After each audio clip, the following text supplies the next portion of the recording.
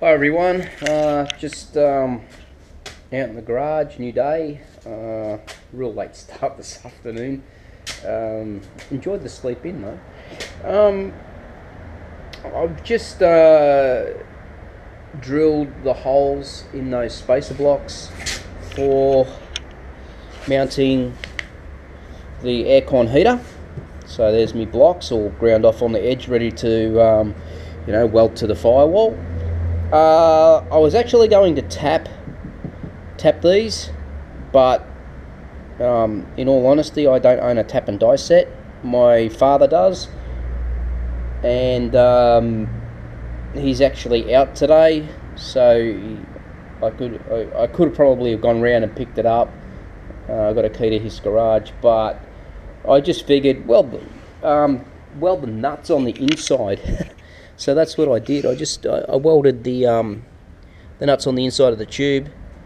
So that'll do. They're never going to break off. And as I said, once this thing's bolted in, the chances of this coming out in its lifetime is pretty remote.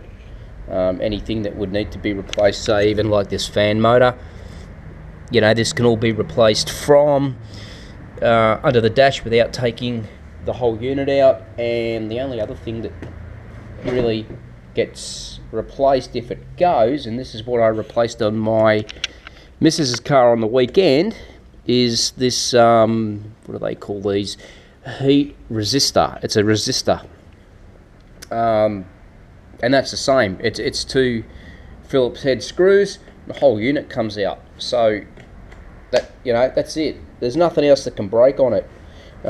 If the heater core goes, then yeah, the unit does have to come out. But that heater core only had, as I said, the car only had 52 or 53,000 kilometers on it. It had always been well maintained and serviced. It had glycol in the system, so everything was really clean. There was no rust in the system, so that should see me out for a very long time. So that's it. There won't be a mounting point here. This is where I stepped that. It won't be a mounting point here, but this will just be a fastening point. I've taken the bolt out of it because I sort of needed it to weld a nut on here. I've got plenty more of these bolts, but I've got to tip my can of bolts out to scavenge up another one. So yeah, so I'm gonna attempt to weld these in now. This one I shouldn't have an issue with. I've got a little bit of overlap here, so I only need to sort of tack it on the corner. This one's the same. I can get to it from the corner. This one, I'm sort of spewing a little bit. I probably cut it just a little bit short, and I don't know if I can get the gun up inside there to tack it in, as you can see. But I'll sort something out there. It won't be a major. Even if I can just get get a pencil under there and just mark for a second time, mark where I think the block should sit, and then just take the unit out and weld that one in. It's not a biggie, but yeah, so all good. I'm going to keep going and try and get this done in the next 5 or 10 minutes. Okay, just a quick look at the aircon unit being supported by its own mounts. So I've only tacked them in, guys, at the moment. Just put a couple of spots there, but as you can see, that's all worked out nice. I had access to all of them, which was really, really good. That one under there, and this one up in the corner, so that's all good. And as you remember, off the tin frame, or the console support, I've got that bracket coming off the side which goes into the heater box, so therefore the heater box gets supported by the console frame, so that gives it some support in the front. But I am still thinking about putting making a bracket and welding that bracket to the cowl and just dropping that down there just to hold this in, just to help it, just a little bit. Can't do nothing here because the cowl vent's there, so that's just gotta hang where it is.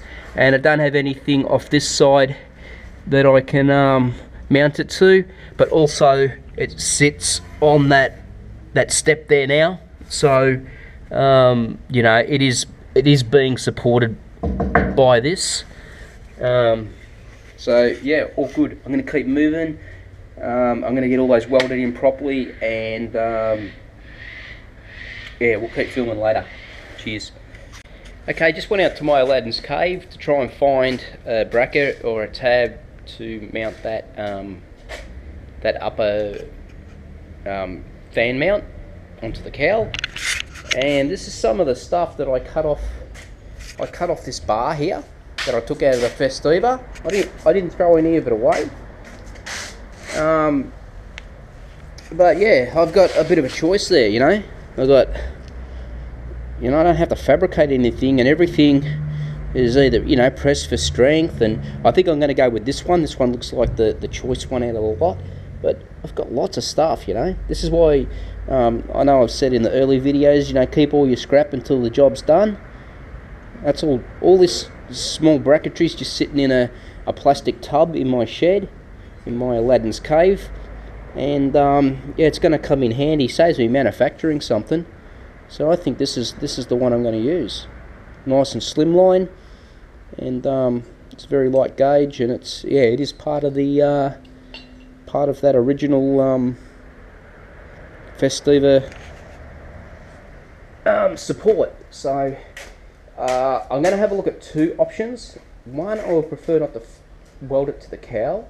So what I'm going to do is I'm going to slip this back in, and I'm going to see if I can bring the bracket off here somehow, which would be better, you know. I don't want to put no more heat into this cowl. It's, you know, it's warped enough, and yeah, it'd be easier if I can weld it to that. So I'll let you know how I go. Cheers. Okay guys, using that bracket, I welded it to this support here, which is actually for the cowl vent. There's one of these on each side, so that worked out really nice. I didn't have to do anything. I just cleaned the end up a little bit from where I'd cut it off that Festiva support bar, and it's all in. That's it. So it's supported. So I'm very happy with that. Morning everyone. Got a delivery this morning. Very happy. They turned up fairly quickly. If you remember me telling you that I ordered some vents for the dash, and they're out of the latest model Kenworth truck. Well, that's what's arrived. So these were the vents. Well, that's the packaging for the vents, and these are the vents. So very nice. They open up, all working good. Let's a bit of a look at them. So yeah, happy with them. I'm not sure which way they actually mount. They probably mount that way, I would say. And they open up like that. So with the little circle to the top. So they are only a plastic vent, but they've got that chrome finish on them, so that's not too bad. They're cheap enough too, so you know they'll serve their purpose. And now I just got to wait for the flexible ducting to come from Hong Kong, and that's the AC heater unit totally completed. So yeah, all's good guys. I'm going to do a little bit more work on the truck today, but I've got to get my ass out of this house too. I've got to go do some food shopping. The fridge and the cupboards are empty at the moment, so yeah, I better go do some. Good thing my partner doesn't live with me. She's got her own place. Oh, geez, I'd cop it. You can tell she's been bugging me the last couple of days because I've never mentioned her until these last few videos. But yeah, it's all funny. I can laugh about it. You know, women are women. I do love women. So any women watching, don't take offence to it, okay? She's just going through one of her moods and I'm copping it. So yeah. But we're here to talk about the truck. So yeah, all good stuff, truck stuff. So yeah. Hopefully next the next week and a half, I'm hoping I'm going to get all the other stuff that I ordered from within Australia and the States. So I was hoping that this week my rear fenders would have turned up from far north Queensland. Sort of expected that they may have turned up early this week because he did say that he was going to post them off late last week. I still haven't seen them. They'll be coming via a courier, not through the postal service, but I haven't seen them. I got the window regulators, some Chevron 1940 tail lights to suit those guards coming. What else did I buy? I bought a 48-inch steel braided or stainless steel braided radiator hose with 4 clamps and 2 lots of reducers. So I can mount this hose onto 3 different outlet sizes, which is really good. And you can cut this thing in half to make top and bottom hoses, and that's actually how they advertised it too. So, so 48 inches will get me what I need for the bottom and what I need for the top. So therefore, my radiator will be finally connected to the engine after all this time. So that's coming. I've got a little Studebaker ID plate. Now I do have the original one off the truck, and this thing basically needs to be put in a frame. It's very old. It's missing a little piece out of the bottom of it. Obviously been damaged sometime in its life. I don't want to put that back on the truck, but I've ordered basically like an ID plate for the VIN number, and what I'm going to do is take the VIN number off the original plate and I'm going to re-stamp it onto this new plate. I've got the stamps, so that's what I'm going to do, and I'm going to attach that plate to the dashboard where it originally would have mounted. Different style of plate, but trust me, no one's going to know. No one's going to know. No one's even seen a 36 Studebaker truck, so whatever I present to Vic Roads is what they're going to have to accept. So I've got that coming. What else do I have coming? I don't know, there's a few little bits and pieces, but yeah, I'll let you know as they turn up. Cheers. Hi again, everyone.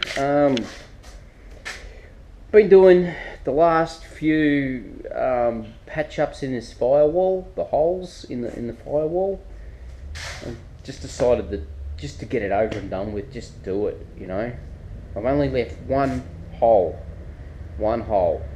which I think I might need, but if not, I'll do it later. But I've left one. I've pretty much patched everything now, as you can see. Sort of, I put like a guide coat on there of black paint, just light, and I had the fluoro inside the cabin to shine light through everything, and I've got like the smallest, tiniest pinhole in 3 spots. So tomorrow, what I'll do is I'll start just rubbing this back and see where my highs and lows are. Now I've already had the hammer and dolly out and given it a bit of a bash, and it did. The firewall was always warped from the beginning. The cabin was, you know, it looks clean. The cabin looks clean, but there was a lot of problems with it. There was splitting, and as you all know, and that just transpired to the firewall. The firewall was not straight. You know, it had been pulled on here, and it had been pulled on here, and split, and it had been pulled here, and pulled down here, and yeah. So anyway, you know, then I had to go weld that panel in there, and then obviously block up all the holes, and there was a shitload of holes. So as cool as I tried to keep the welds, there was just a lot of heat that went into that firewall, and it warped it. It was really, really bad. So this afternoon I got the hammer and dolly out with the heater aircon unit out, and I gave it a really good bashing. I gave it a really good bashing. Now, I'm not a panel beater, and I've never done panel work on this level before. Sure, my daily drivers, you know, I get a little ding in it, I can put some bog in it, some body filler, and you know, rub it back, put some undercoat on it, put some top coat and some clear on it. No problem, that's easy. But this is warped metal. This is rippled, and it's just a mess. And I've you know, I've gone at it for probably the last hour with the hammer and dolly, and I've got this firewall pretty good. I've still got highs and lows. There's lots of highs and lows. That's why I put the guide coat on it. But compared to how it was sitting this morning, this is really straight now. You're not going to see it in the camera. I can show you what I've done. You'll see that there's some ripples and stuff there, but that's all they are. They're ripples. They're low spots, and they're probably low spots from the flap disc on the grinder, to be honest. It's probably not even ripples from warping, because I do love those flap discs, and I do go a bit hard sometimes. And even when I'm grinding, I have that big fan there, so I've got that continuously running when I'm grinding, not when I'm welding, because obviously if you're running that when you're welding, you're blowing all your gas away and you don't get good welds. But when I'm grinding, I have this running to try and keep the metal cool, rather than have an air gun here and, you know, have the compressor running and everything else. It's just easier with the fan, much easier with the fan. So yes, I will, tomorrow morning I'll give this a slight rub down with some wet and dry sandpaper, and I'll just see where we're at. I'll just put a spot on these three here. I'll get the drill and I'll re-drill this, because obviously it's supposed to be round and it's not round. And this is the only hole that I've left, and this is in a really, really thick part of the cab. It's probably 6mm or 1/4 inch plate, which is the same thickness as the chassis. So this is real full-on heavy-duty stuff. This is where the throttle pedal linkage used to come through. But I'll be running a cable now, so I may leave that there for the cable. And I've got plenty of grommets that I can put into here that will suit the thickness of the cable itself. So as the firewall sits at the moment, there's no more welding to do. It's done. Those three little spots, and they're very, very minute holes. And if I didn't shine the light behind them, I never would have saw them, to be honest. So the firewall's done. Another job done. I had a little bit of a play with those vents that I got delivered today. Those new vents out of that Kenworth, or the suit of Kenworth truck. My idea of eliminating this hole here in the dashboard is not going to work, unfortunately. I don't know if it'll pick it up in the camera, but I've drawn a line there with pen, and I've got a cross line there, which is the actual center of the vent. So the vent will actually run here. It's further over than what I originally thought it was going to be. It is further over, but it doesn't fill this. So I got my 1-inch hole saw out today, and all these big holes that were in there were 1 inch. And I cut out all these discs and a 1 inch hole saw, which is there. But strangely enough, it leaves a little bit of a flange on the back of it, which is perfect, because when you're welding it in, you load it in from the back. Try and get this right for you. You load it in from the back, and the flange sits on the dash or on the firewall for the other 5 that I welded in, and then it gives you a perfect gap right around that insert to do your welds, and then obviously you just fill the hole in the center. So yeah, I'm going to do this tomorrow. I'm going to fill that in, and the dashboard will be done as well. So yeah, all good. So yeah, all those big 1 inch holes that were there, which I think was, yeah, I think it was a total of 6, including this one here down near my foot, but I'm going to leave that there for the throttle cable. So 5. I filled 5, and I had one small one, which was about, ooh, geez, I don't know what that was. Could have been 1/2 inch. So all I did with that is I found a washer that was 1/2 inch. I knocked the washer in, I welded the washer in. Beautiful. Had a tapered edge on it too, on one side.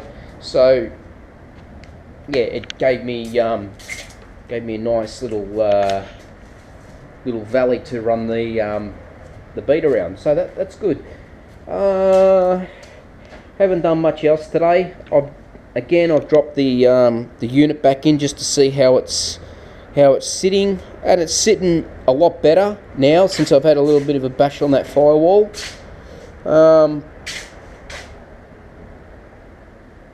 You know, I did cut these tabs. I did cut these openings out for these tabs. Whether or not I actually needed to do that now, I'm not 100% sure. But when I cut the stainless steel for the firewall, what I will do is I will cut it to cover these square flaps, and it'll just go around this this bulkhead here. So that's what I'll do. It's, yeah. So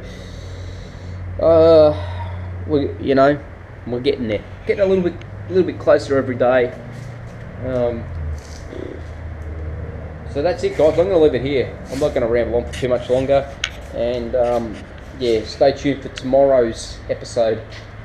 Cheers.